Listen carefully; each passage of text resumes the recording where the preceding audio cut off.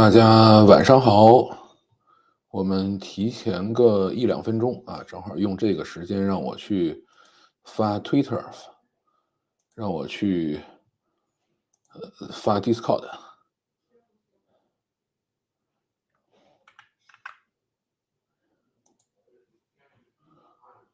然后 Discord 对直播开始啊，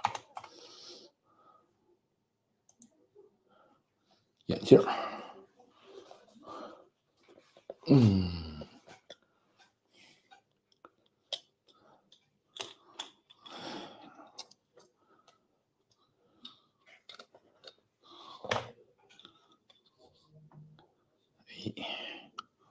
然后稍微整理一下桌面。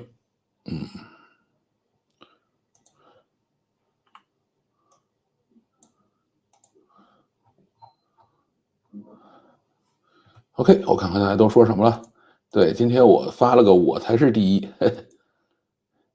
这个存比特币让我安心啊！我的资产99%是 BTC，1%是银行、支付宝，未来几年要花的啊。那你很有钱吧？你未来几年只花1%的钱啊？这是一位非常有钱的朋友。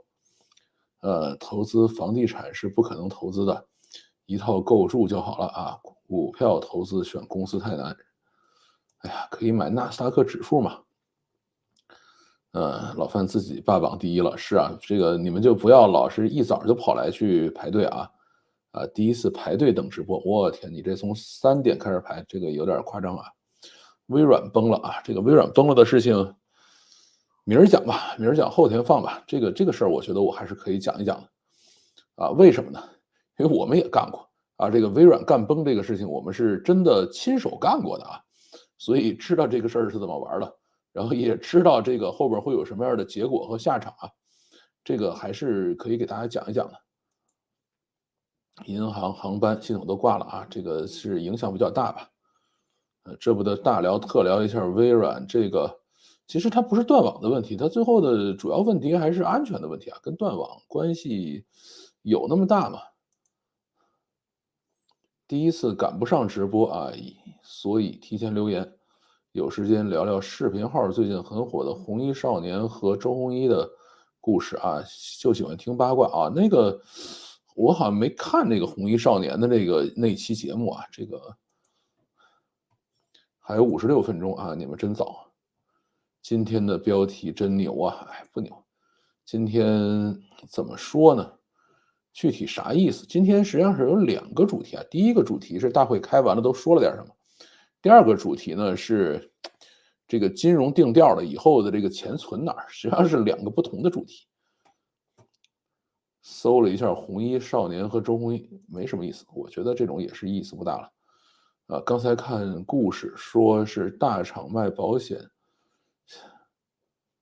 想搞点稳定感，结果现在为了每个月养保险，弄得心情紧张啊！不了解。第一次赶上直播 ，Starry 好像不是吧？先点赞，好，感谢啊！第一次这么早等直播，这早3分钟也得早啊！钱往哪里存啊？当然是开盈透证券买标普，今天估计又要下跌啊！接我上车，这个好吧？今天猜一下，那还是说他中啊？这个很多人排队是的，彩霞啊！北京天气热，今天可热了，理想不？哎，今天就不开心在这儿呢，对吧？本来想去北邮，结果今天公布分数段比我们多2分，去不了北邮了，所以今天不是很开心啊。今天赶上点赞点赞啊，第一次。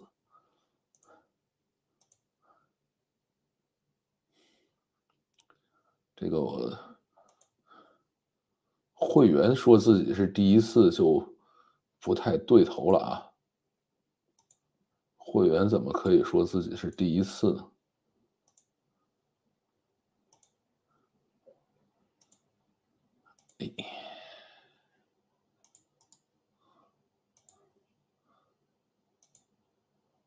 晚上好啊，然后今天崩了2次，上午是 Azure，下午不是微软啊，那好吧，Azure崩这种事情，哎，其实我觉得云计算崩是太正常了啊。北京今天老热了，是的，晚上好啊，点赞啊，感谢。有朋友说看大陆现在的投资情况，它都快长出鹿角了啊，这是什么典故？长出鹿角是什么典故？早晨、中午、晚上好啊！今天这个节目题目没了，今天准备简单讲一讲。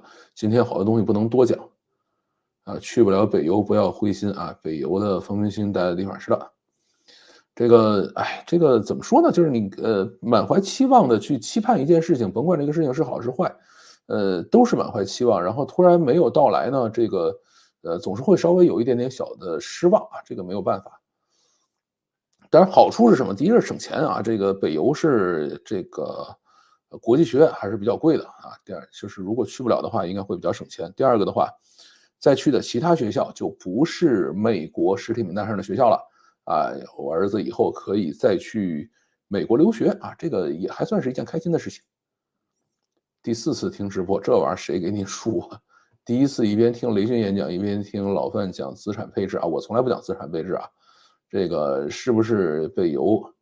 其实是浮云啊，这个是的，还是多费心，孩子学点真本事啊，是也在努力教吧。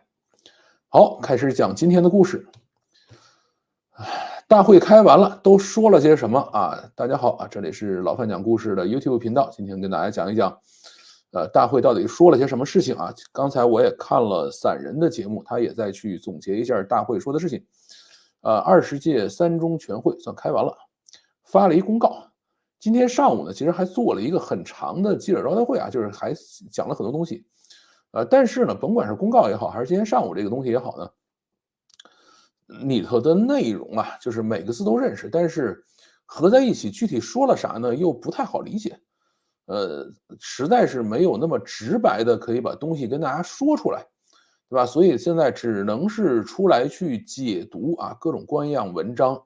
真正啊这个大会的影响应该是后续各个部门会陆续进行详细解读和具体政策落地啊，这个可能会在未来的2周之内逐渐的会有更详细的信息出来。那么现在呢，我们也只能是根据这5000字，告诉大家都讲了点什么事情啊，好在不长吧。那么大家注意啊，现在刚开的20届三中全会呢，它是党代会啊，不是这个人大会。区别在哪儿呢？就是党代会后边挂的是党徽啊，人大会后边是国徽。党代会呢，一般会讲各种大政方针啊。咱们的整个治理结构是这样：首先党定大政方针，定完了以后呢，需要去立法，需要去做一些这样的事情啊，人大会去做。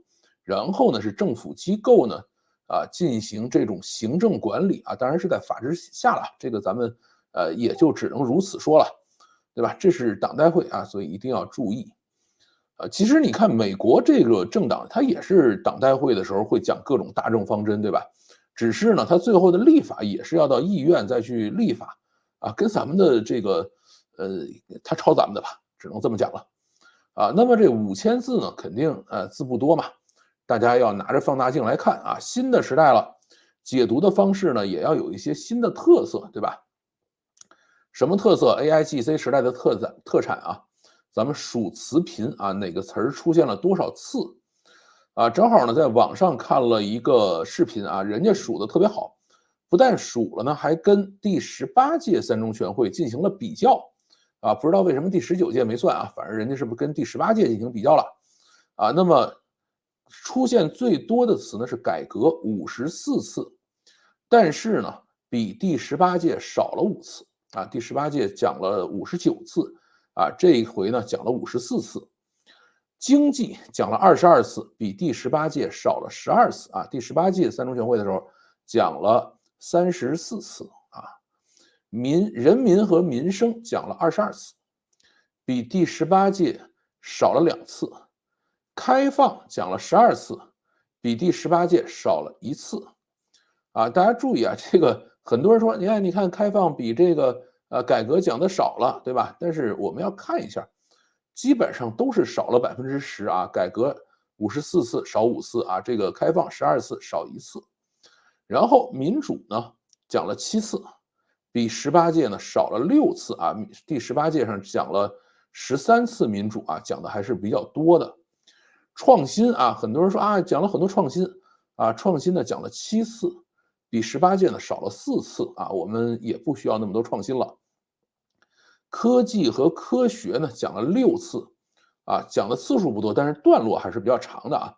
但是呢，比18届少了6次。统一讲了3次，比18届少了2次啊，这个我们也稍微少讲一点。然后财政、财税和这个叫做税收讲了2次，第18届的时候讲了5次，咱们比如说少了3次。技术呢讲了1次，跟第18届持平，也是讲了1次。那你说每样都讲少了，那什么讲多了呢？对吧？安全讲了16次啊，比第18届呢多了10次。教育讲了5次，比18届多了2次。风险讲了4次，比18届多了3次。18届实际上只讲了1个风险，咱们现在讲了4个风险，对吧？这个看来现在风险还是很重的。然后另外一个是国防讲了4次，比第18届的时候多了2次。上边是少的部分，下边是多的部分，对吧？现在有了计算机啊，有了 AIGC， 有了各种各样的这种工具之后，数数这件事儿啊，还是大家可以数得很明白的。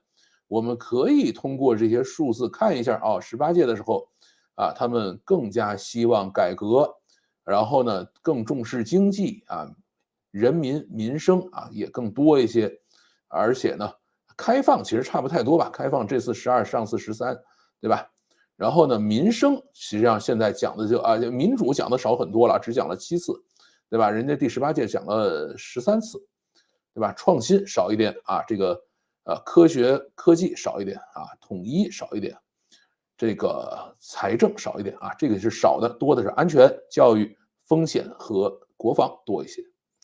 啊，这个首先从数字上咱们看一看，就不要横向比，你不要说，哎，这个改革比开放多啊，改革54次，开放12次啊，我们要多改革少开放啊，不要这么解释，咱们还是让竖着来看，对吧？到底发生了一些什么样的变化？然后就是开始各自解读了。其实啊，这种就是5000字的这种文章呢，每一个人都可以各自去解读，然后每一个人都可以有自己的观点。但是最后，你说到底是不是这样去解读呢？又没有那么大的关系，因为本身写的就有点这个桃园三结义，孤独一支，对吧？你到底哥几个，对吧？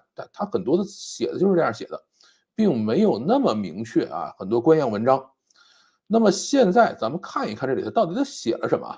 第一件事呢，就是承认困难是存在的，虽然写的比较委婉啊，但是呢，还是要承认我们现在有困难。以前呢，我们是不承认这件事情的啊，或者说我们都是稳中向好的，对吧？你看风险嘛，多了这么多。现在的困难呢是2个，第一个呢是国际环境严峻复杂，对吧？也不是说有人针对咱们啊，叫严峻复杂。第二个呢是国内改革开放稳定任务艰巨繁重，对吧？就是我们国内的是改革发展稳定任务啊，这个是艰巨与繁重的啊，这是2个困难，我们首先要承认啊，想的相对来说还是含蓄一点的啊。然后呢，给出了一个特别明确的目标，这个很神奇。以前呢，咱们就定个5年计划啊，什么这样的，一步定下去就完了啊。现在就是说，我们在2029年要达到本次提到的，完成本次提到所有改革，后边有好多要改的东西啊。你想这个54次改革啊，这个2029年5年之内通通都干掉啊。这个2029年是什么呢？就是建国应该是49年啊，到29年应该是5、6、7、8、9、0啊，应该是80周年啊，80周年大庆的时候，我们要把这一次的所有提出的改革都实现了。然后到2035年啊，全面建成高水平的社会主义市场经济体制啊。今天我还看了一个段子，说咱们坐在那儿想一想啊，10年之后，2035年会变成什么呢？啊，满街都是无人车啊，这个大家的这个文化水平和素质都很高啊，这个所有的工厂里都是机器人啊，这个各种的工业生产都异常的发达，啊，股市还是3000点，啊，大概就是这样的一个冷笑话啊，这是一个很冷的冷笑话，啊，这个好像是这个长盛财经的那个博主他讲的一个冷笑话，对吧？现在也就是我们给出年份了啊，咱们到时候看就好了。啊，这个是第二点啊。第三点是什么？第三点就是说，啊，科技创新啊，还是谈了科技创新的，虽然比第18届的时候谈的少了很多啊，但是还是谈了。但是谈的科技创新呢，主要是几个，第一个呢是因地制宜啊，发展新质生产力。什么意思啊？你这儿适合干什么就干什么去，对吧？因为未来呢，肯定要把更多的权力放到地方去，因为地方说我欠钱啊，你得给我钱。现在说不啊，你自己去挣钱去，挣了钱以后，人家自己拿着钱，肯定自己要有更大的权利嘛。所以呢，要因地制宜啊。第二个呢，是要改革培养科技人才的机制啊。这个反复强调了，金融不是高科技啊，金融只是高工资。所以呢，我们要重新去选择，说到底怎么去报志愿，对吧？这个现在今年这个金融类的志愿好像报的都不怎么样啊，这个收分都向下走了。然后我们家这个想去学计算机的就费劲了啊，大家都在疯狂的卷计算机、人工智能，选这些玩意儿啊，我们就比较痛苦，对吧？然后呢，科技创新还要谈一点，就是自主可控，对吧？我们还是要努力的去玩国产替代的啊，这个是我们讲的科技创新。再往后呢，财税改革啊提了一句啊，但是呢提的这个呢，就是说中央跟地方之间分别拿多少钱干多少事儿啊，这个事儿是讲了。讲完了这个以后呢，要扩大税源也讲了，因为前面咱应该是2周前吧，咱们讲过这个要去开始征消费税，对吧？现在呢，扩大税源应该指的并不仅仅是消费税。有在国内的朋友呢，请你们打开手机啊，看一看你手机上安装的个人所得税 APP。这个 APP 呢，最近突然更新了，增加了包括营业所得、利息、股息、红利所得、财产租赁所得、财产转让所得和偶然所得在内的5项收入啊。原来是没有这些收入项的，原来就是工资啊，还有一些其他的，反正就比较少。现在多了5项啊，然后现在很多人害怕了，说哎呀，这个个人所得税这个 APP 里头这个收入种类变多了，然后就去问税务局啊，你们是不是要多收税啊？税务局说没有啊，我们没说多收税啊，对吧？我们只是让你能够数得更清楚，你到底钱是都怎么来的，对吧？这些税原来就该交啊，你原来没交是你的问题，我现在等于在 APP 里更新了一把啊，让你注意一下，这些项目都是该交税的。对吧？所以说税收没有增加这个事儿，我信你个鬼！在财税改革之后啊，但这一块我估计未来一段时间啊，各个地区、各个的机构会去相应的发出自己详细的解读来啊。然后是讲健全人口发展支持和服务体系啊，因为为什么要讲这个呢？就是人口负增长啊，人口老龄化还是很吓人的，而且呢。他们也希望把农村人口慢慢的变成城镇人口，对吧？这个过程都是要去做的，所以要求建立普惠兜底的这种保障制度啊，就是大家别饿死人，因为现在也是甭管经济好不好吧，就还是要建立一些这种兜底制度的啊。但是呢，上面也给自己找出了这个一些具体的实施的这种过程吧。叫什么呢？第一要尽力而为啊，我们要尽可能的把这事做了。然后呢，后边说这句话才是真正的重点，叫量力而为。没钱啊，咱都白发啊，就是没有钱的话就什么都没说啊。这个所以叫尽力而为，量力而为啊，这也是要去建立保障体系的事情。然后呢，是主动塑造有利的外部条件啊，这个咱们前面讲了吧，我们现在遇到了困难，对吧？这个困难是国际形势严峻复杂，对吧？在这样的情况下呢，我们要主动去塑造有利的外部环境，怎么干呢？第一要主动出击啊，这个要主动嘛，我们不能等着别人说我喜欢你，我不喜欢你，我给你加税，我给你这个怎么样啊，这个不行啊，我们一定是自己要走出去。然后呢，要合纵连横啊，不是说我们要跟这个不喜欢的我们的人打交道，而是我们要跟那个我们喜欢的人打交道啊，然后要去尽可能的什么“一带一路”搞一些这样的事情这个还是也在这个报告里边来这是也算提出的一项。那你说房地产讲没讲？房地产还真讲了还留了一条只留了一条讲房地产的。然后房地产讲的是什么呢？化解风险怎么叫化解风险呢？上面原文叫落实好防范化解房地产、地方政府债务、中小金融机构等重点领域风险的各项措施唯一的一句提房地产的就提到这儿了，对吧？那么对于房地产来说，大家就不要想着说，哎呀，房价能不能再涨回去能不能把房地产救活呀？就别费这劲了这是作为什么呢？落实防范风险落实防范化解风险的一项就是把房地产、地方税，然后和中小金融机构放在一起的这个是大家想清楚房地产未来会怎么发展吧。然后还有2个毫不动摇第一个毫不动摇是什么？第一个毫不动摇是叫做巩固和发展公有制经济这个是毫不动摇还有一个毫不动摇是什么呢？鼓励支持引导非公有制经济发展，对吧？你看非公有制我们还要引导它这个今天看这个宗庆后的女儿这个离职的事情，她也是需要被引导这个上来以后，他的叔叔也是姓宗家的就讲了说这个人上来就不行你不是资本家，你是这个政府的职业经理人，你不能光想着挣钱，你要想着怎么为社会做贡献，对吧？所以非公有制经济还是要好好引导一下那么这个里头主要讲的是什么呢？就是保证各种所有制经济依法平等使用生产要素这个公平参与市场竞争，同等受到法律保护，促进各种所有制经济优势互补，共同发展。要构建全国统一大市场完善市场经济基础制度。这个是就是我们2个毫不动摇公有制要这个巩固和发展私有制鼓励支持引导。那意思是什么呢？就是大家同等法律保护大家相互竞争应该是公平竞争。但是这个事儿你有人信吗？这个好吧，他们讲了我们也就信了吧。那么这件事情对于普通人到底有什么影响呢？影响第一个，高考报志愿，这个已经可以看出来了外语类的、金融类的基本上都遇冷了。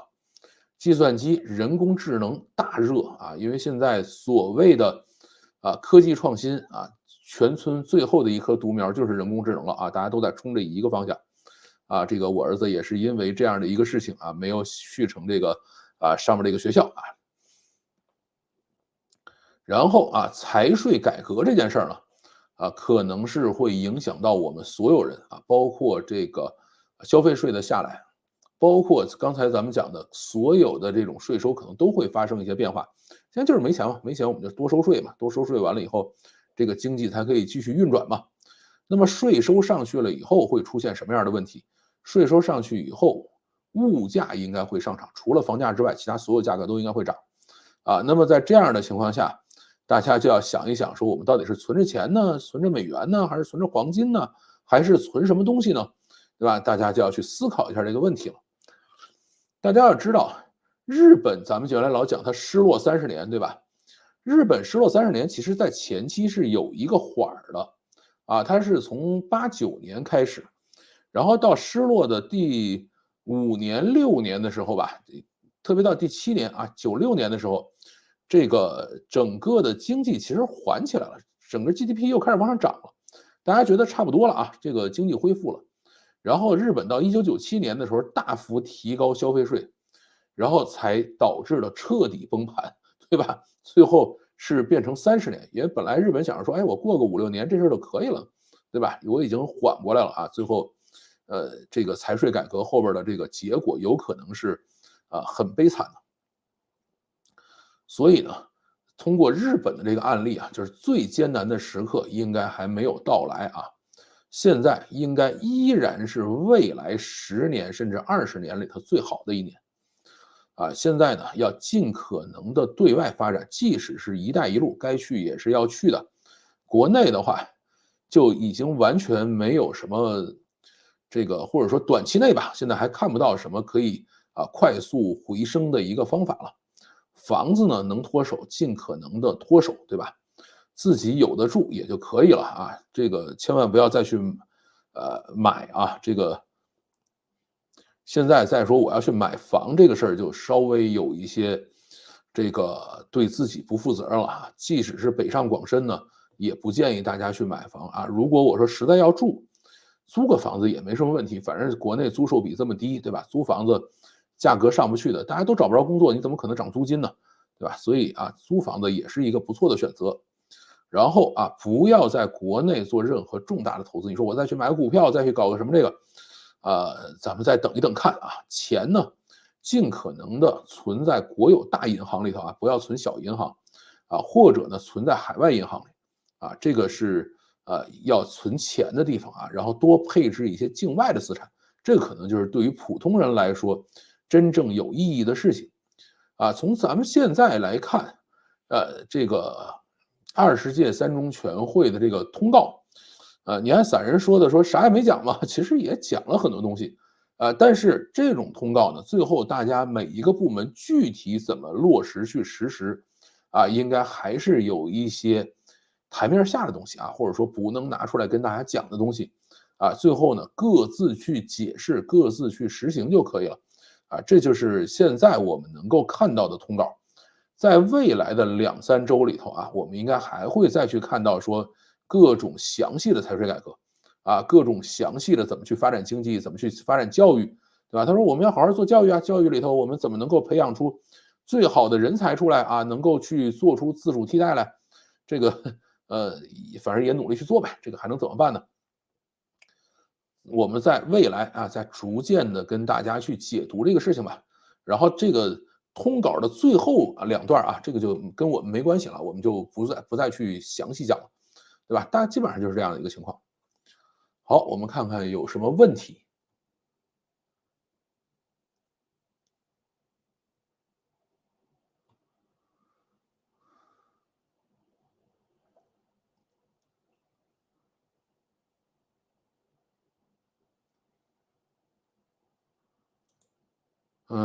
确实北邮被限制出国。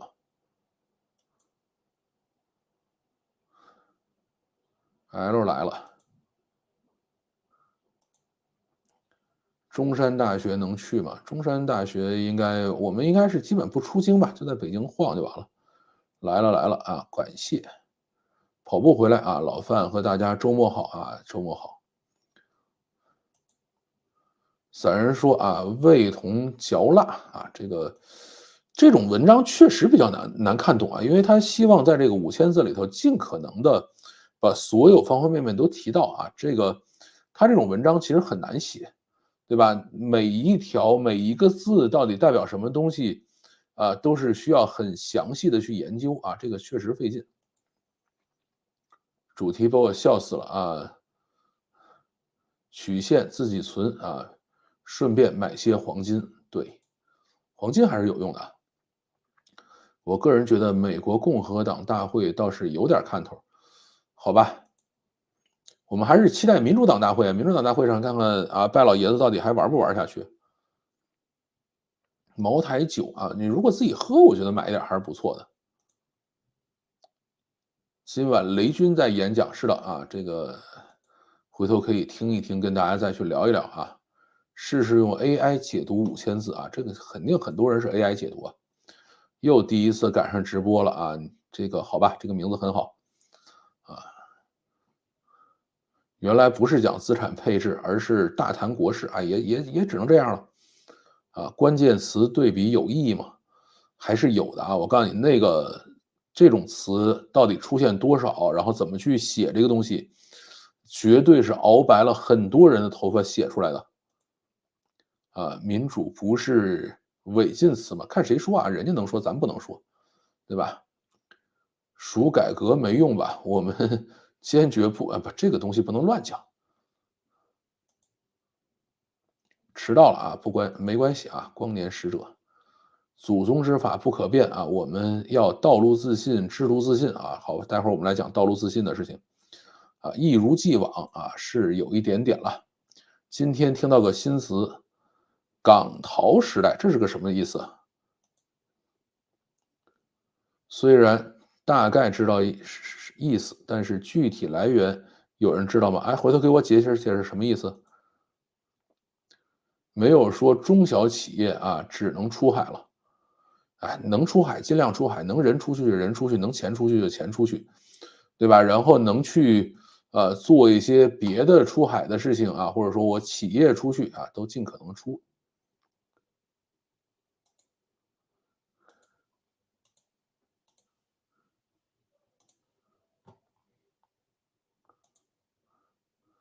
第一次用流量看直播啊，宽带崩了，这是在哪儿啊？会投给他啊，他又不参选。这个第一次啊，刚才看了一个视频，一个哥们儿在青莱啊骑摩托车受伤，租的摩托保险公司竟然给报医药费啊，还有这种事情？谁能让我这个跑闪送的有高温补贴，我投给谁？这个没有任何意义，你投给谁，他最后能有什么结果呢？收割中产啊，咱们没有中产这种东西。税要是在溯及过往，那就是人人都要补了，是吧？对，中国收税向来都是倒查多少年的啊，这个是没有任何办法的。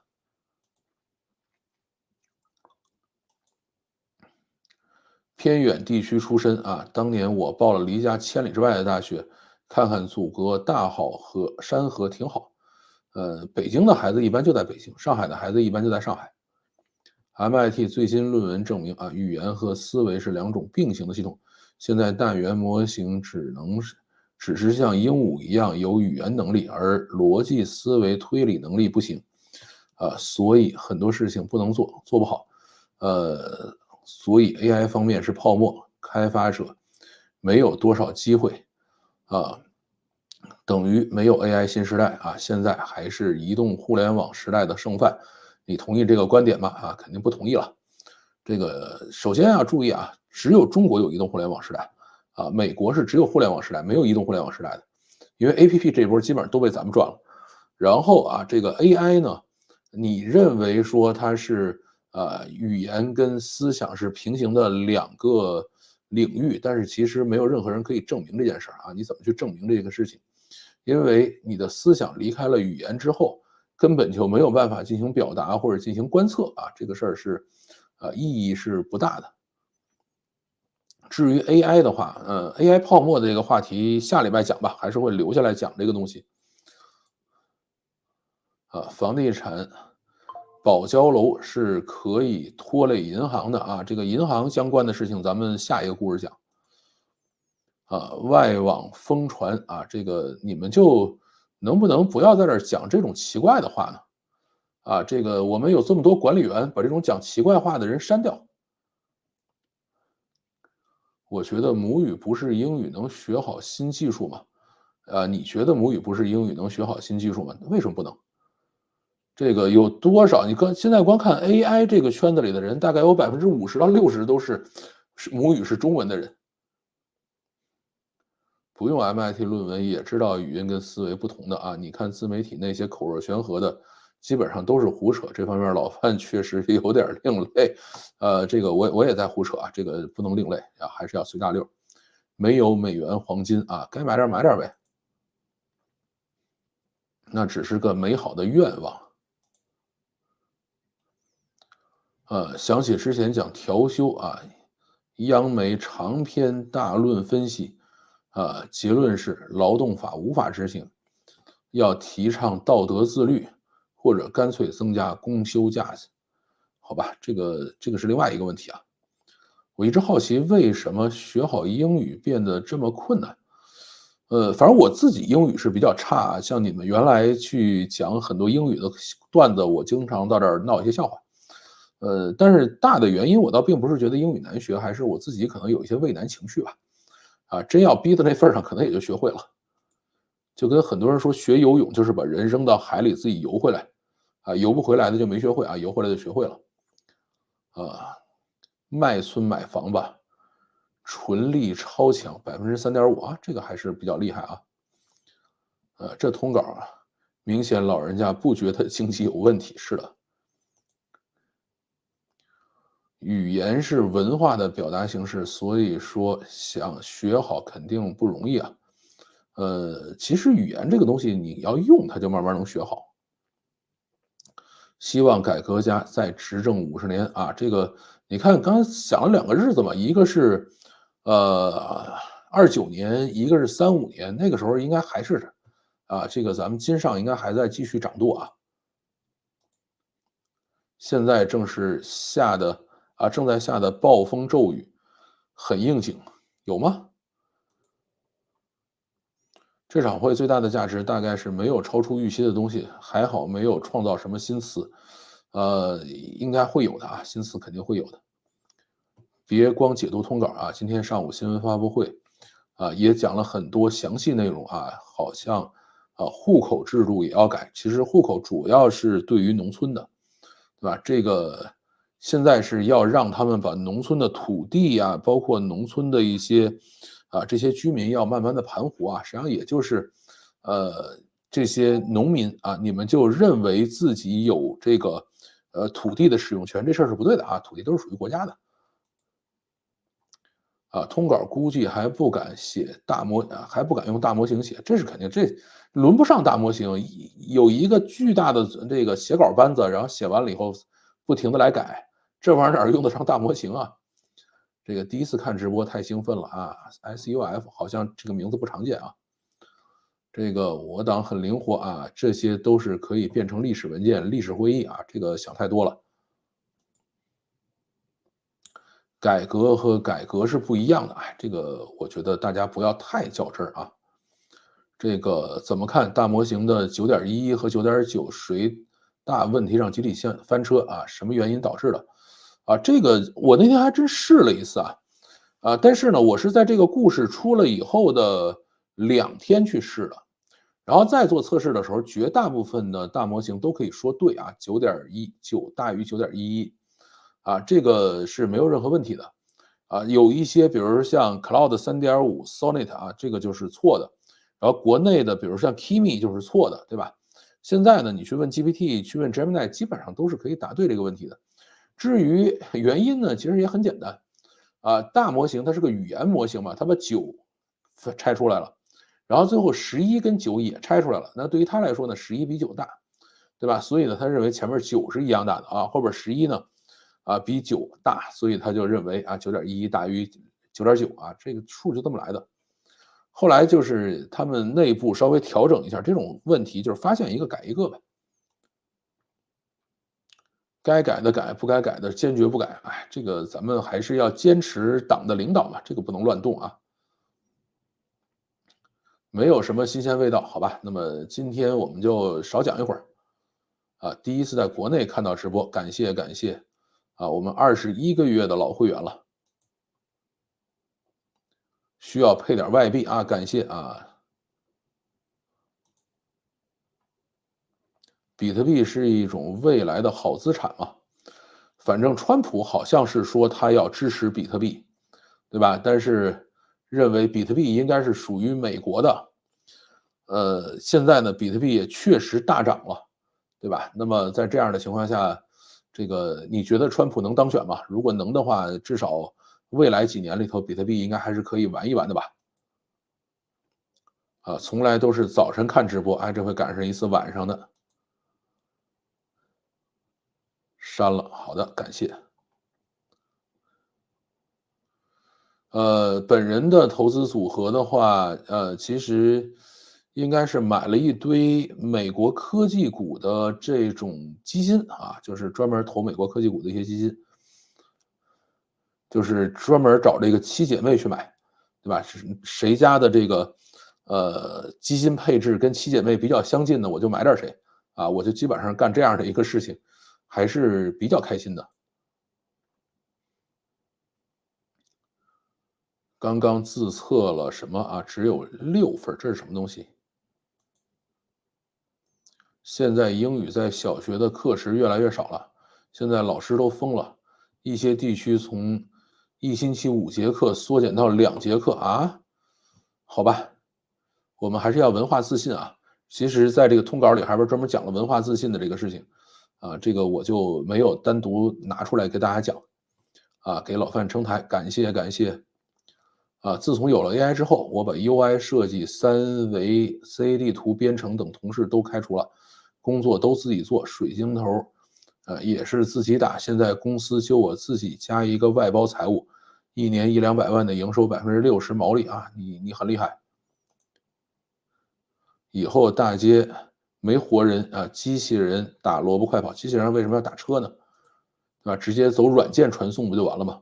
小学缩减英语课时真的是其心可诛。哎呀，人家文化自信这事怎么弄呢？啊，英语还没学透，学法语润加拿大中，支持你。等你润成功了，欢迎来上直播。毫无疑问啊，目前已进入啊，这个不能乱讲啊。这个历史垃圾时间是结局已经奠定啊，这个任何人做任何努力都无法改变，才叫历史垃圾时间的啊。赶上了啊，感谢感谢。我们这儿还有一位叫史蒂夫·乔布斯的，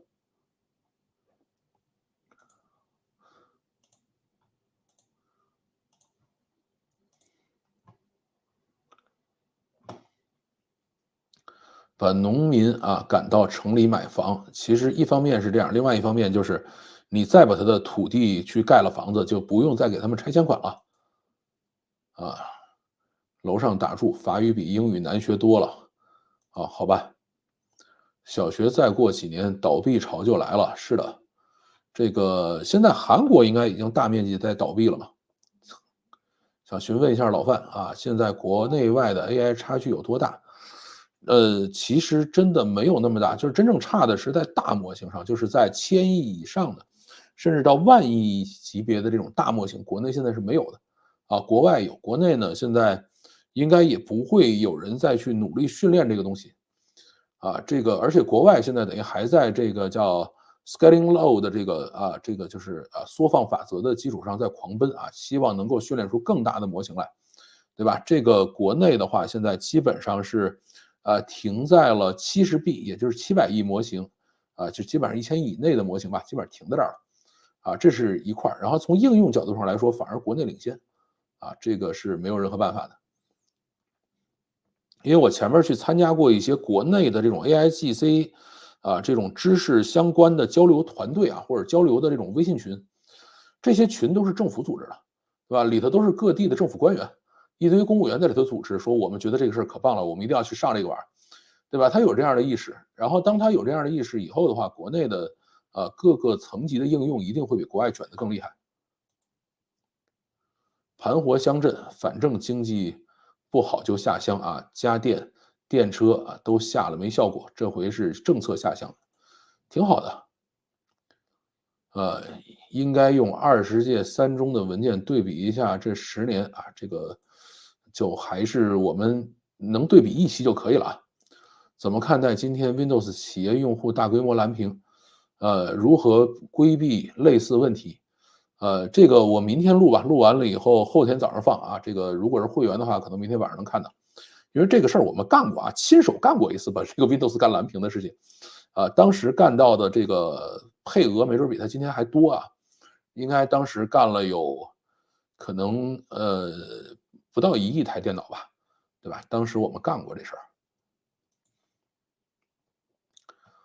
这个我猜写通稿一个关键 KPI 是哪个大词要使用几次，这个肯定是会数的，这个不用想。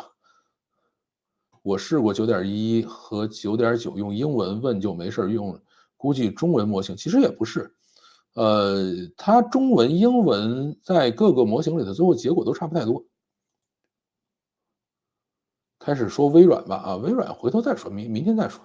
着啥急啊？后边还有一个小故事啊，今天反正也确实状态不是那么好啊，所以随便今天讲2个稍微简短一点的故事。23中提了60多项，几乎没有的都没达成啊，这刚开始嘛，这着啥急嘛？我用英文去问，9.1和可以答对啊。这个关键你看问谁啊？你去问 GPT，我昨天问 GPT 也是对的。双倍速追上来了啊，感谢。大模型不是端到端吗？还能一个一个问题的改。这一块应该是可以进行一些小一点的调整。安慰一下，反正上什么最后都是送外卖啊，这个你这算安慰吗？川普当选应该是没有悬念了，万一过2天真的又有人成功了呢？国内知名足球 APP 懂球帝被强制从应用商店下架，将更名为懂球帝重新上架，老范怎么看？这个根据新规，将来国内所有 APP 应用名字里头都不能含有现代皇帝的出现皇帝的帝字，以免影射圣上。这个怎么说呢？那这个事情发生了就发生了呗，这个也没有什么好说的，对吧？也只能如此了。雅思啊，考雅思考了6分，那还很好了。感谢打赏支持老范啊，非常非常感谢。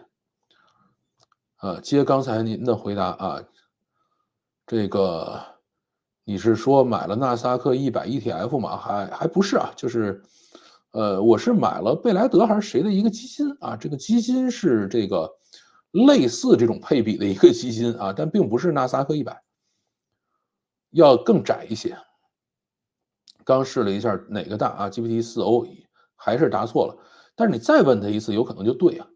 就是他不能保证每次都对，也不能保证每次都错，是吧？这是大模型干的一个比较奇怪的事情。雅思6分很好了，对。AI 模型的回答本质是有几率问题的，是的。雅思考试，很好，这个又给我普及了。狂风暴雨来了啊，挺好。吓得我门头沟还给我的大饼子都不敢卖了啊！这个被动持有了10年，是不是还可以主动再持有10年？你还是偷偷藏好吧。川普走的是传统美国路线，科技美元会适当贬值。是啊，这个已经把国内的新能源车都吓崩了，因为他说我上台第一件事要把这个新能源汽车补贴给取消了啊！这个马斯克1个月4500万美金的这个政治现金啊，这个就得到了这样的一个结果，估计今天晚上马斯克也得崩啊，特斯拉也得崩。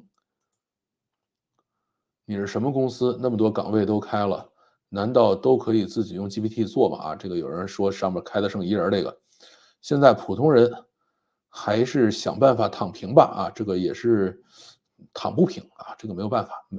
科技美元其实和美国传统没有那么大关系。是的，这个说对了。小学还有5年时间啊，把16、17那波送走，就开始各个学校合并了。从现在开始往下10年吧，都是这个就是从今年是2024年的高考嘛，再往后10年的高考都是人口逐渐上升，然后就开始下降啊，这个是还是要注意的。老范，会开完了，你还不颠？这个等啥呢？哎呀，这个还得等孩子上学呀，那怎么办呢？老范的意思是又要惦记农民的土地了，不，这说什么呢？土地本来就不是农民的，土地是国家的啊！再猛推一下河村进并镇啊，有点吓人。强调强制农民上杠杆嘛，这个肯定是这样，就还是要把它盘活吧。MIT 论文详情可以搜一下啊，这个最佳拍档。最佳拍档我是一般懒得看啊，一本正经的每天在那说一些奇奇怪怪的东西，反正就是好。对，哈根达斯又打5折了啊！我对哈根达斯没什么想法。做系统集成啊，之前基于 Windows 做的系统，有必要转国产平台重新开发吗？担心以后的项目有国产系统要求啊。这个事儿是这样的啊，现在其实系统集成的客户端基本上都是 Web 端的啊。你对于国产系统，它到底是一个 Windows 还是一个 Linux，你只要是有浏览器能挂上，其实都差不太多对吧？所以你如果现在系统还是 Windows 的，那最好是把它改成 Web 的。英伟达披露啊，大国买了大批的 H20啊，对，他是买了一大堆的 H20。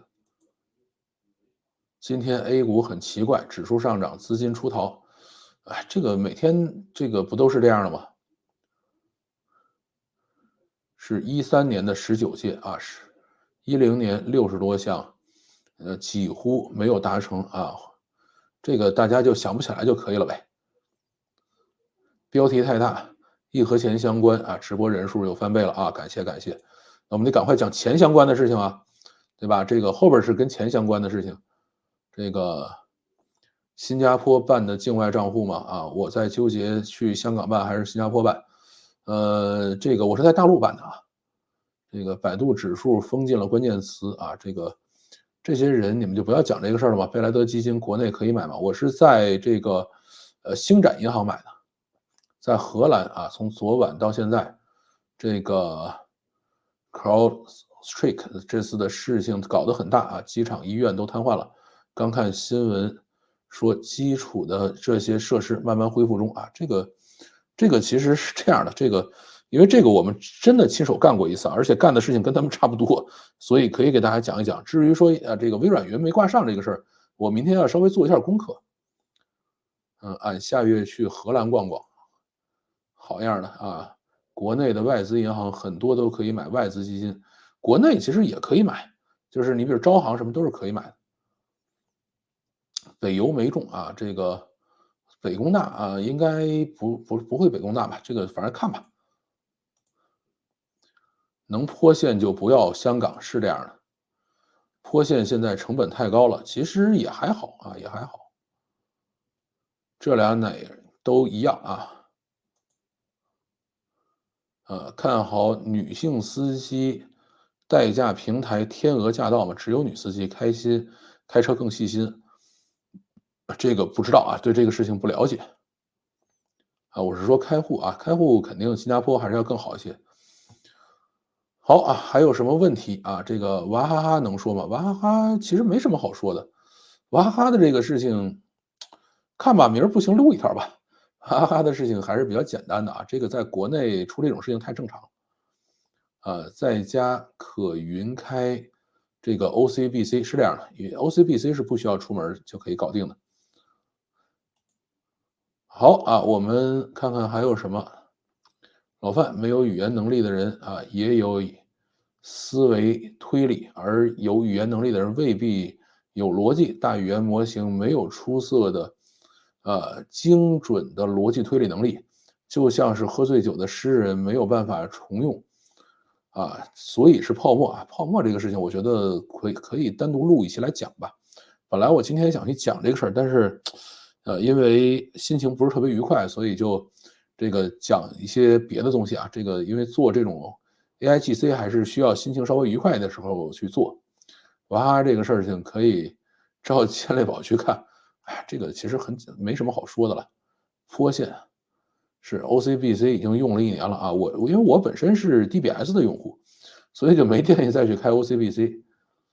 昨天开了10个小时的车啊，一路听老范的节目，感觉路上没那么累了。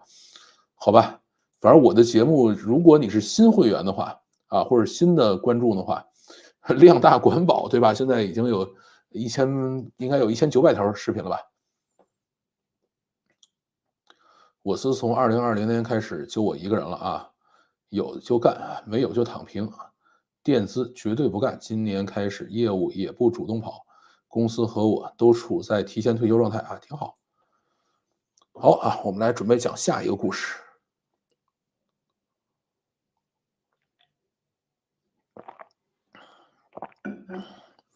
好，今天的第2个故事，金融定调了，后边是不是会有一些吓人啊？咱还是说我们到底把钱存哪儿了？今年年初呢，其实已经定了调子啊，很多人在讲金融十条，各个地方实际上在不停的学习。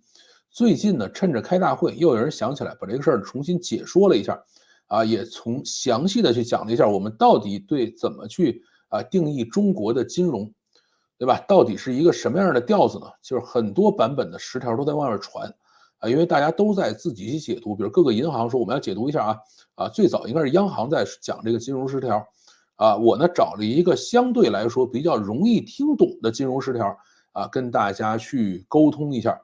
第一个呢叫走自己的路不要对标欧美的金融模式这是第一条。这个意思是什么呢？就是现在有很多的这种金融衍生品，咱们实际上都是跟欧美学的，但是呢，这些金融衍生品并不是只有优点没有缺点的，它在欧美也诞生了很多，比如次贷危机，实际上就是金融衍生品造成的危机，对吧？也造成了很多问题。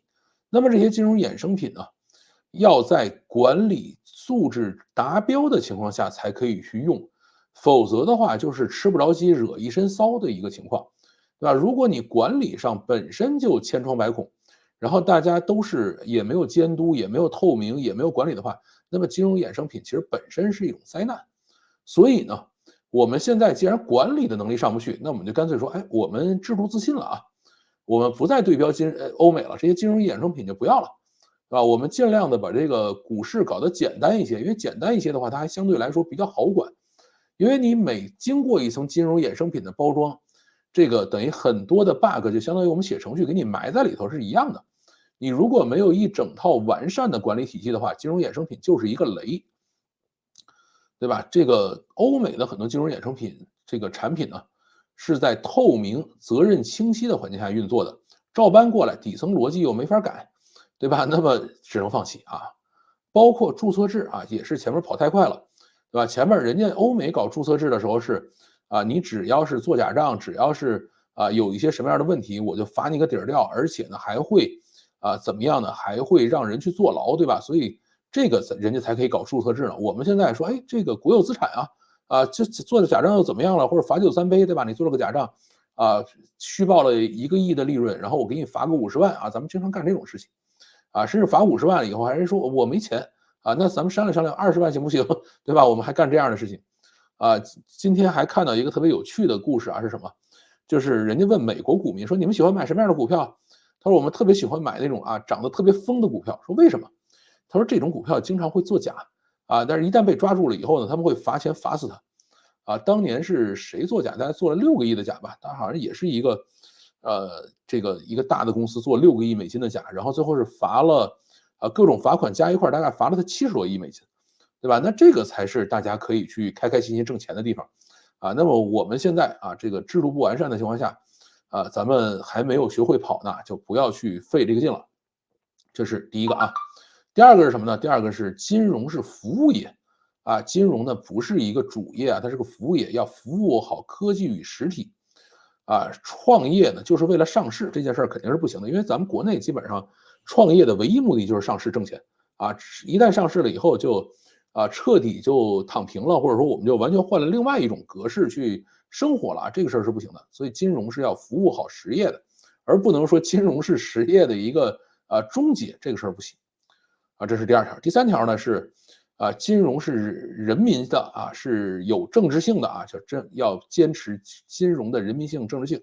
这个事儿呢其实比较好理解就是还是要听党的金融本身呢是有一整套逻辑的当逻辑上跟这个党的这个要求有冲突的时候，那么到底应该听谁的？这个我们还要强调一下，因为金融这种东西这个你如果离开逻辑了以后，到底行不行这个我们证明行没问题，只要听党的这事儿一定行。然后不要总强调什么金融创新这件事儿就别想，因为大家注意金融创新其实很多东西讲的是跟比特币跟什么数字货币什么 fintech 的这种玩意儿。对吧？川大爷现在在喊这个比特币属于美国了那我们就不跟他学我们去搞我们自己的。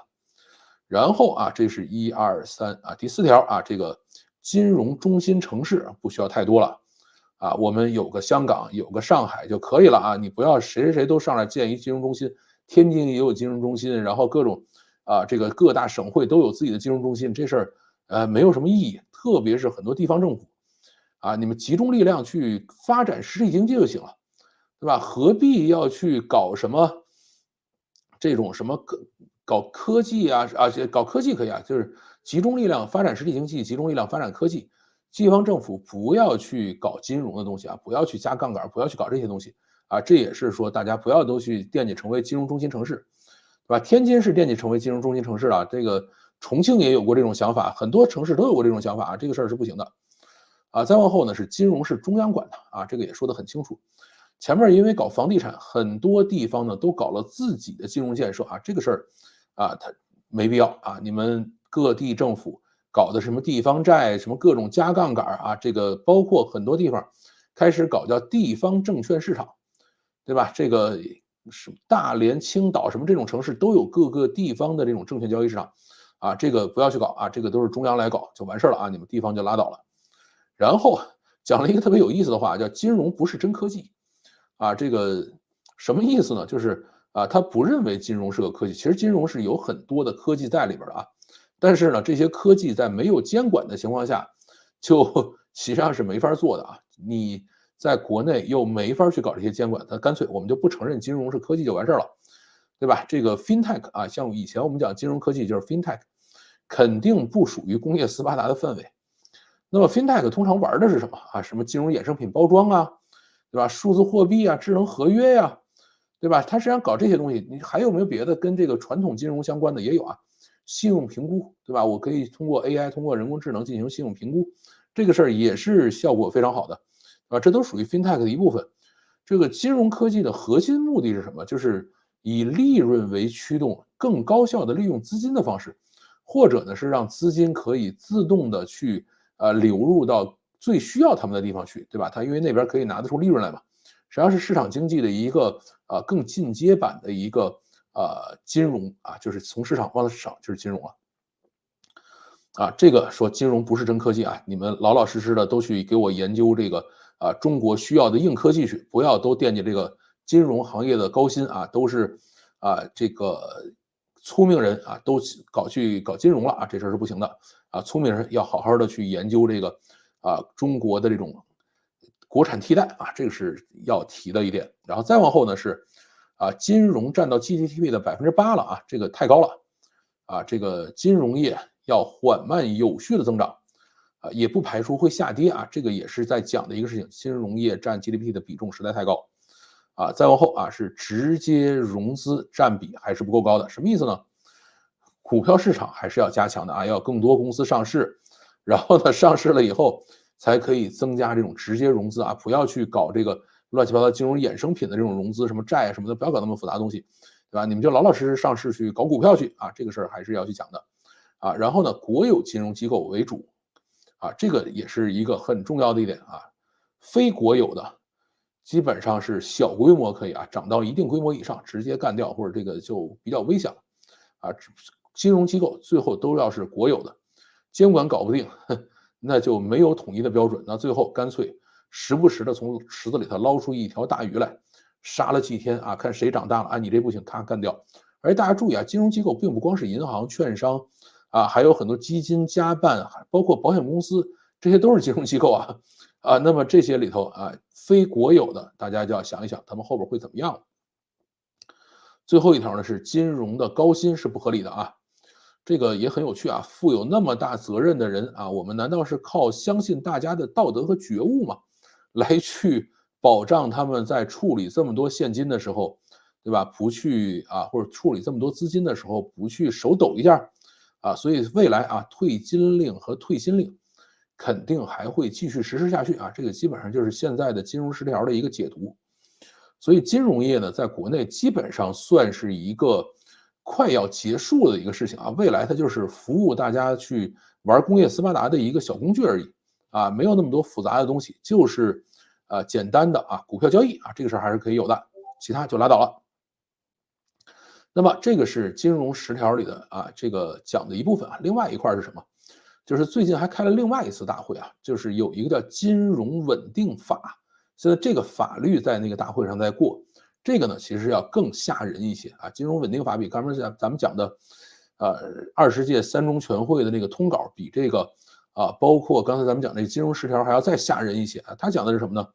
是2024年6月25号的这次会是第14届全国人大常委会第14会议，对吧？大家注意这个立法是人大的事所以这是人大会。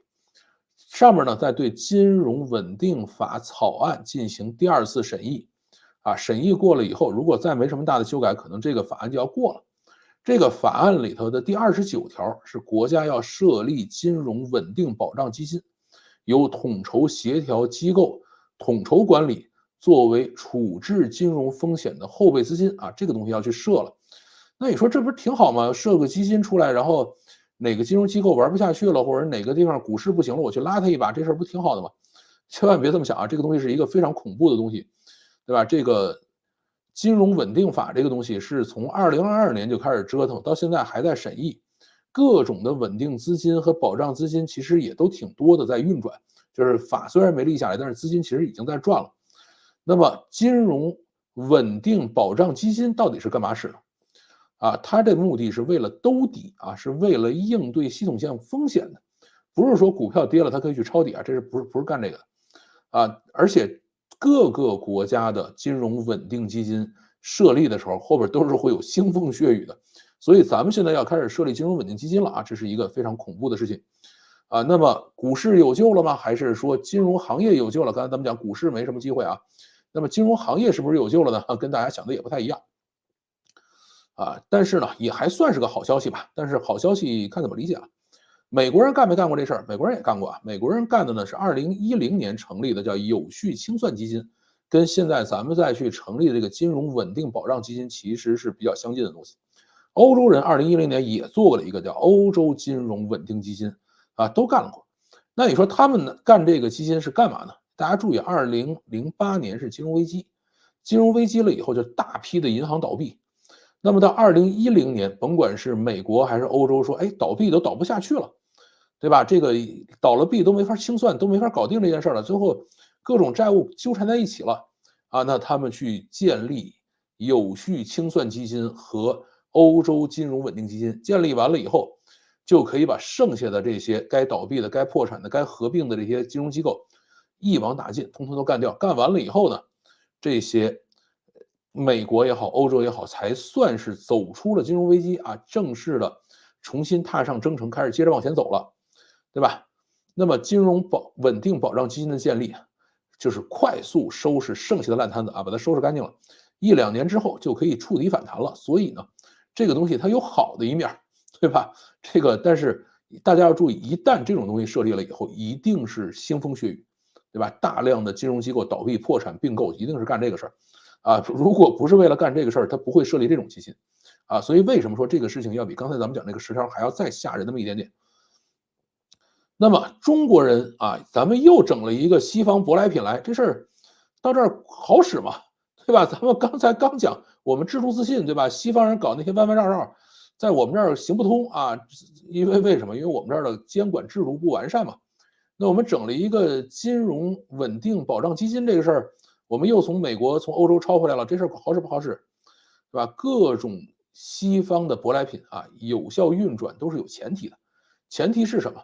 前提是你必须要有监管制度必须要有法治，这个事儿它才可以运转起来，否则的话它是运转不起来的，对吧？而且呢，你在运转的时候，你要搞清楚你要救谁，比如美国国家出手，当时救的是大量银行，最后我们把一些大的银行救下来大的金融机构救下来，小的让他们倒掉了就算了，对吧？那么日本呢，失落30年，他把很多经营不善的银行直接收归国有了这个事儿归国家了国家来管兜底，管所有的事情。但是中国呢，就经常干一些比较奇怪的事情比如说咱们前面搞了一个退金令退金令呢不是说金融机构的这帮人退金水退奖金那个令而是什么呢？他要求央企卖出中小银行和部分保险公司的股份，就是如果央企拥有这些小银行的股份，必须把它卖了如果央企有一些小的这种投资基金、小的这些这个金融的业务，必须切割要么你就把它卖掉，要么就干脆关掉要么干脆就是说让它独立出去一定要切割干净。咱们是先干了这件事情，所以刚才我讲了，大量的银行和金融机构要倒闭。那么在倒闭之前，我们为了不要让国有资产流失，干嘛？先让央企跟这些要倒闭的机构划清界限，对吧？这个事儿咱们先干了然后这个事儿有点像什么呢？有点像现在这个雄安的玩法人家都是说我们把政府机构搬到一个小的城市里当首都，对吧？咱们不是这么点咱们都是说，来，我政府机构留在北京，北京永远是首都，然后把政府机构之外的跟首都职能圈关系不大的什么大学呀、什么研究所呀，统统搬到雄安去，对吧？这个是不是看着也有点像这个过程？那么我们未来一定会迎来，可能就在今年或者明年会迎来大量的金融机构破产倒闭，对吧？这些金融机构包括很多的地方银行、小银行啊，包括很多的这种地方的一些融资平台或者一些这种可能有半政府机构性质的这些都会倒闭，对吧？这个他们是救不过来的啊，这个没有任何办法。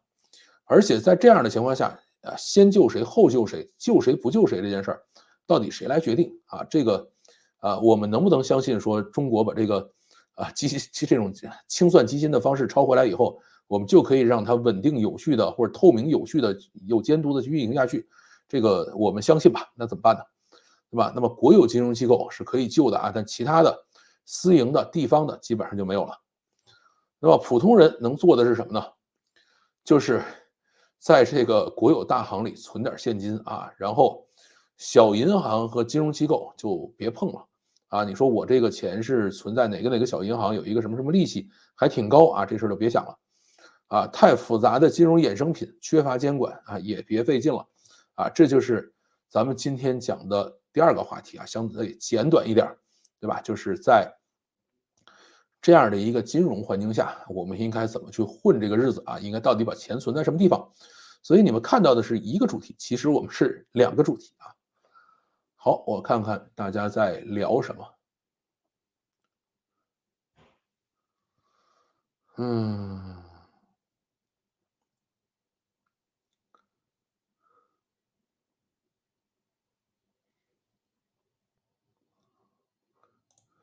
，DBS 是怎么开的？国内有 DBS 银行，你直接去开就好了。但是它是这样啊，就是你开完了以后能往里存钱，然后可以买各种基金和理财。但是你开的是 DBS 中国账号，你存到多少钱以上吧？当时我存的时候大概是40万，然后呢，他就给你开香港，现在可能是存到100万可以开新加坡啊，但是我实在是没有那么多钱往里存了。DBS 和 OCBC 其实是一家，不是吧？OCBC 是新的吧？DBS 号称是亚太最大银行，OCBC 不应该是一家啊。使用 AI 主要是语言啊，也不能理解出来 AI 是泡沫啊，这个事儿是什么意思？既是 AI，主要是语言，对。我觉得农民即使上杠杆，也没啥潜力吧。农民手里有啥硬资产能够支撑上杠杆呢？地呀，对吧？这个他们的手里的硬资产就是地呀。3D Max 设计等职位，现在怎么可以用 AI 替代呢？想不通。不是 AI 很厉害，而是你不想开公司了吧？3D Max 其实这样，如果你出一些设计效果图什么的，你就不需要 3D Max，你直接 Midjourney 就可以了。我只用到 SU 啊，这个不管开啥会，主打一个稳中向好啊。对，但我们现在承认有问题啊，我们现在承认说我们已经是叫什么来着？就是国际形势很严峻啊，而且很复杂，然后国内呢也很费劲啊，这是我们已经去承认的事情啊。国内环境严峻复杂，国内改革发展稳定任务艰巨繁重啊，这是我们现在承认的。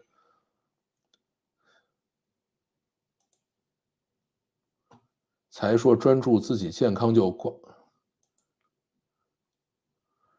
好事总发哎，这个不要乱讲啊。钱还是要存在境外银行，是历史上其他国家已经发生过无数次了。经济崩溃的时候，政府会把国内所有银行的美元都征召，你有多少外币，都给你强征换成人民币啊。这个我觉得你就想的不对了啊。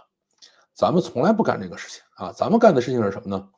就是你有美元啊，你还是美元，但是呢，它不允许你取，不允许你去做一些转移。你比如说，咱们美元是分成现钞现汇啊，它实际上就是限制你的流动。同时呢，国家就印出了相应的人民币，就已经拿去花去了，对吧？什么叫拿你的美元去这个征召去换人民币？这一看就是距离具体操作比较远的人啊。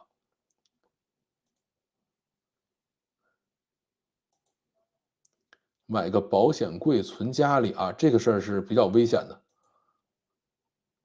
AI 创业是泡沫啊，这个AI 创业这个事儿呢，我回头会单独讲一期，你呢就不要反复的再去这个在这胡言乱语了，好吧？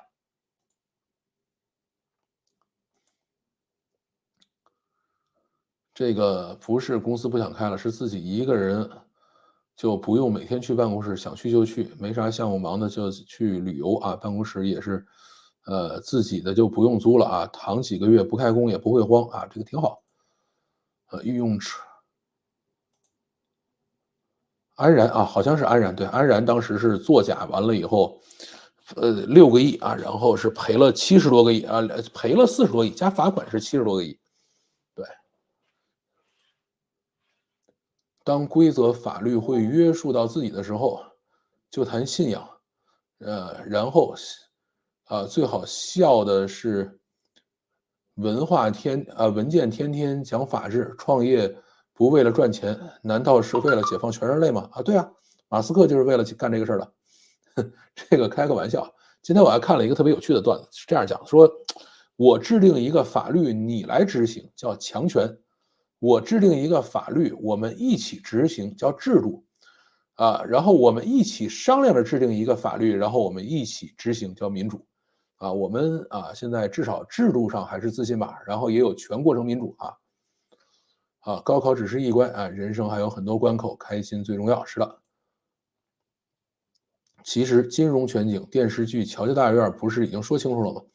想起北京正义寺戏楼的那幅对联啊，演悲欢离合，当代岂无前代事？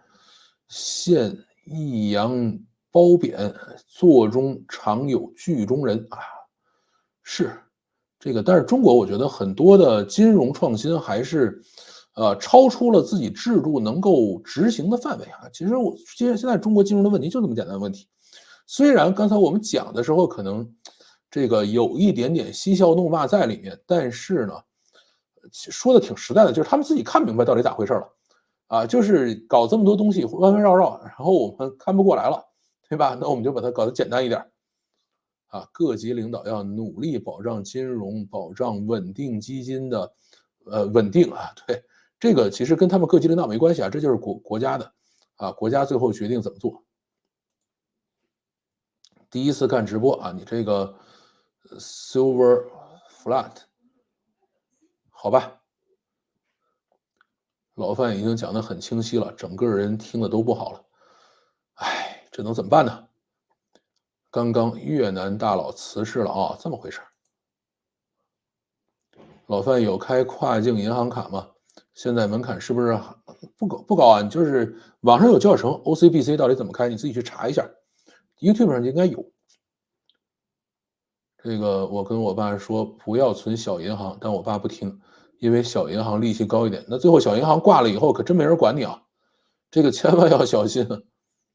铜楼上拿农民的地扩大资产锚定物单价不够，数量来凑也可以吧？他们老一辈人省钱和信国家大半辈子，为了多点利息，其他风险都无视了。他们就不认为说银行会倒闭这件事儿。其实现在可能就是比如说工农建工农建中吧，四大行，对吧？其他的就真的比较危险了。我的钱应该是存在招行里。现在中国不是很好吗？社会治安前所未有的好，商品价格通缩，社会没有太大问题。说对了啊，我们稳中向好。用部分钱换成黄金最保险，黄金其实真不保险啊！我宁肯去换一些 USDT 我也不会换黄金，因为黄金最后带着走非常麻烦，而且呢，这个你想再把它换回来，这个过程也很麻烦，对吧？它不像 U 似的，就是随时就可以处理掉。倍速追上直播了啊，真不容易啊！我们也快要结束了，因为今天是要准备少一点。这个不能去北邮是好事儿，自由身了。对的，是这样的，我现在也只能这样安慰自己了。程序员有什么副业推荐？程序员的副业太多了，有什么副业是程序员干不了的，对吧？你去做 SEO 网站，做什么这个很多的爬虫太多可以做的事情了。朝鲜一样，你会去朝鲜吗？朝鲜怎么就一样？朝鲜人家也是有伟大领袖的地方，对吧？小米苏七销量出现下滑，热度开始下降，雷军重新出山演讲提振销量，老范怎么看？以后是不是每当小米产品需要热度的时候，雷军就会这个来一场全网演讲？这个其实是这样啊，就是小米苏七是完全的订购制度啊，就是它现在基本上今年1年的产量都订完了。你现在再怎么卖，你再买完了以后，你得明年才能提车了，你费这劲干嘛？对吧？现在小米苏七的量上不去，是因为它产能上不去，它造不出这么多车来那么如果它真造出这么多车来，它也就上去了，对吧？其他的你看这个卖了多少辆，那个卖了多少辆，有的是上牌数，有些好多就是在 4S 店里，对吧？今天不还专门讲了一期 4S 店的故事吗？对吧？这个很多的数是比较虚的小米这个是真的是造一辆就是一辆。朝鲜吃不饱，如果朝鲜有钱就去了。朝鲜不知道对那里不了解。同意楼上的意见也许10年之后回头看，没有走某条路是最好的选择这个真不知道了。认识一个焦虑妈妈，小孩是03年的非典，21年上大学，新冠，学了个金融学，明年毕业，这是焦虑妈妈的一路。哎呀，这个比我们家还大，我们家这孩子还要更小几岁。改革家都说了，别看今天闹得欢这个将来拉清单的是将来的事情吧。那现任金融从业者怎么办大的就留在那儿吧，小的呢可以看看是不是送个外卖什么的。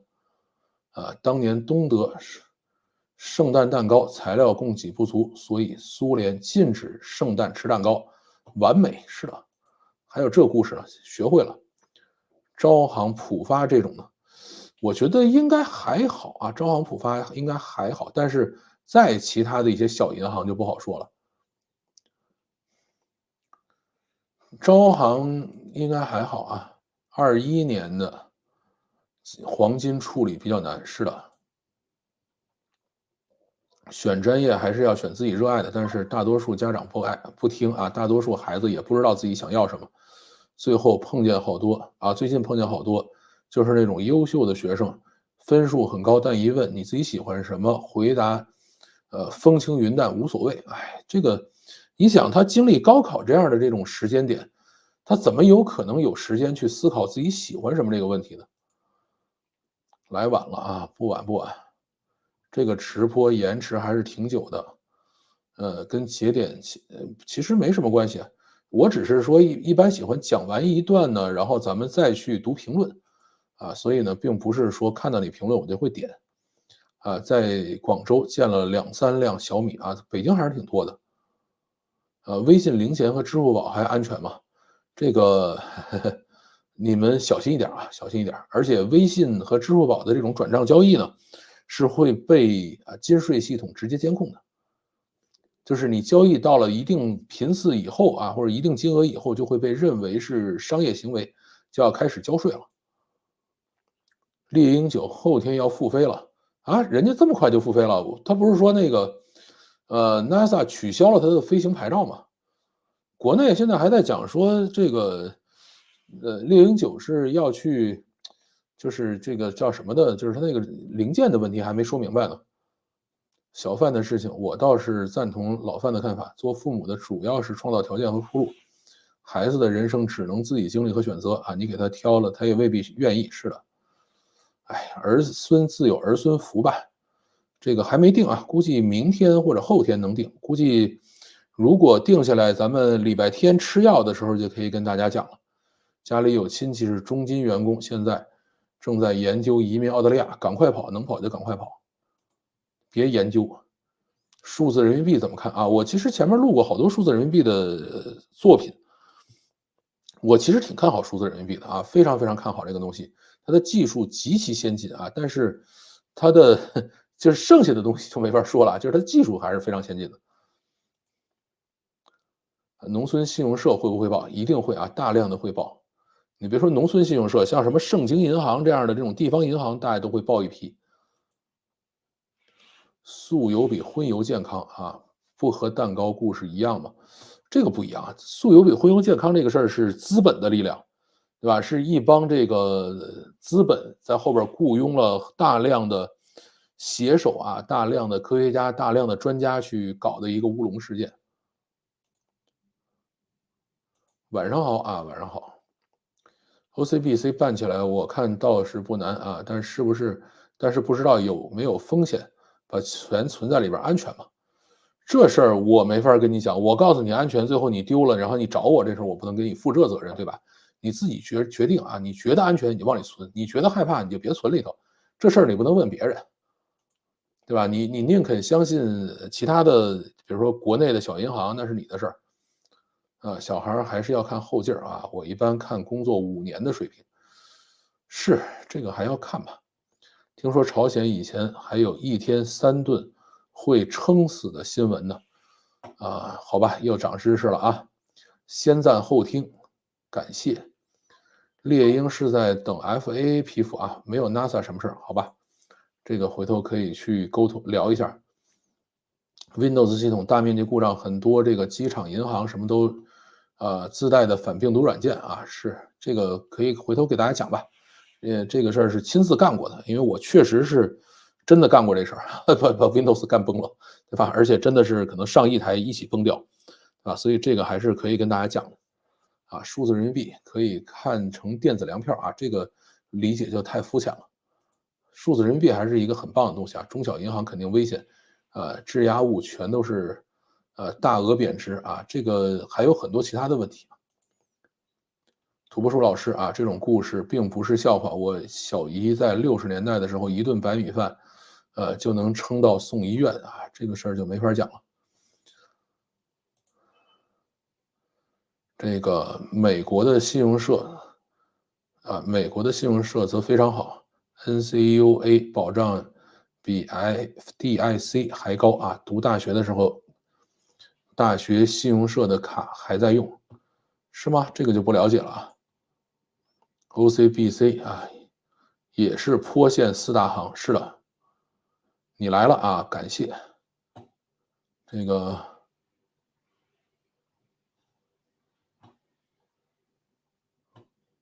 我们现在就是看到会员就加管理员，对，以后我们的评论区就是由会员来去管理的。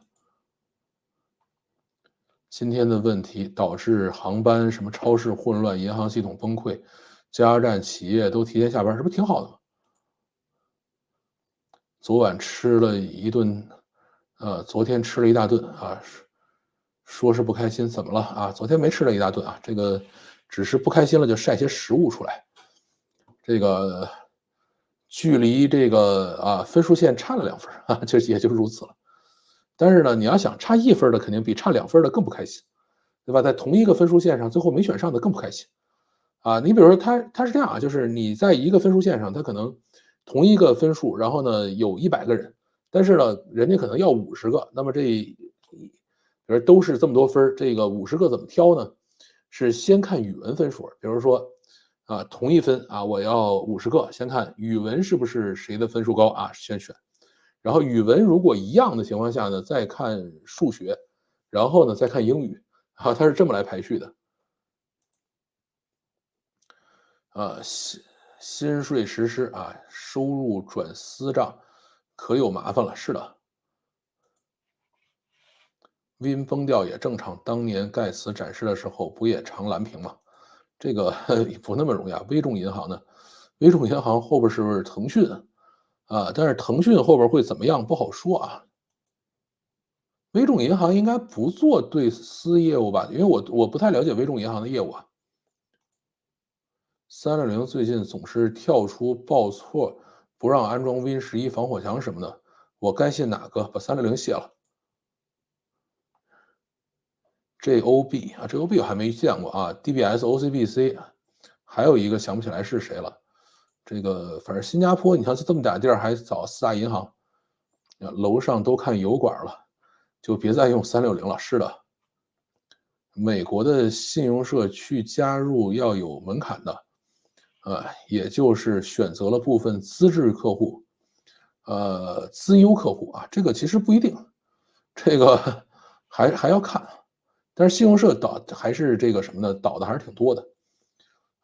成绩早就出来了啊，成绩是636，但是这个原来预期可以上到北邮的国际学院啊，后来今天早晨出的分数线啊是638，我们差2分。终于赶上了啊，第68次赶上直播，你可以把过去的直播都翻一翻，有好几百次呢。啊，360百度的东西我都不碰啊，宁信微软，不信360是这样。Win11自带防火墙会直接把我的软件注册器当成病毒删掉啊，所以安装了一个360挡一下。你为什么要用软件注册器呢？对吧？这种事儿你偷偷用一下就行了，为什么还能说出来呢？小范可以看看西郊利物浦啊，他就不出北京，啊，就不去费别的劲了。啊，第4是汇丰啊，好吧。世界前5大银行里头，大概有4个是中国的啊。第1大银行是，爱存不存啊，是工商银行。第2大银行是建行，第3大银行是，呃，第3大银行好像是中行，第4大银行应该是美国的摩根大通还是摩根什么一个银行，然后第5大银行是农行啊，这是世界5大银行。QAQ 这是什么？汇丰是中国的啊，这个不能这么讲，就是汇丰可能里头也应该有一些工行的股份，对吧？这个工行为什么是世界第1大行？它就是到全世界去收购，啊，全世界去投资去收购。武汉众邦能存吗？这个，你还是小心点吧。但是现在向外转个钱都麻烦死了，所以刚才我为什么说存 U 呢？好，大家还有什么问题没有？